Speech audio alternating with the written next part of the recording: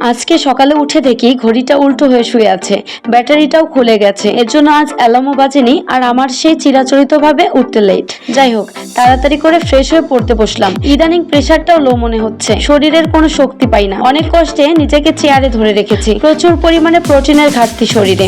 আজ বাংলাদেশ বিষয়বাণী দিয়ে শুরু করলাম। পড়ার ফাঁকে মোবাইলে ক্লাস করে নোটও করে নিলাম। এটা আমার জন্য অনেক হেল্পফুল হচ্ছে। এতে খুব সহজেই পড়াটা বুঝতে এবং মনে রাখতে পারছি।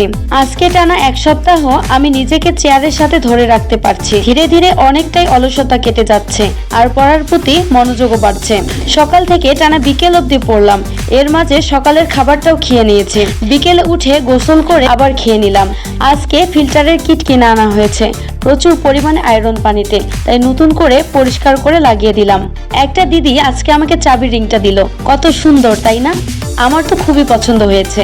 এরপর আবার সন্ধ্যার পর পড়া শুরু করলাম। তার মাঝে ক্লাস ও নোট করে নিলাম। আজ দিনে খুব একটা ব্রেক নেইনি, আর টিউশনও ছিল না, তাই একটু তাড়াতাড়ি টার্গেট ফুলফিল হয়েছিল। তাই 11:30টার দিকে টেবিল ছেড়ে উঠলাম, একটু শুটকি ভর্তা করলাম। শুটকি ভর্তা আমার খুবই পছন্দের খাবার। রাতের খাবার খাইতে 12টা বেজে গেল। আজকে ঘুমাই, কালকে দেখা হবে, টাটা।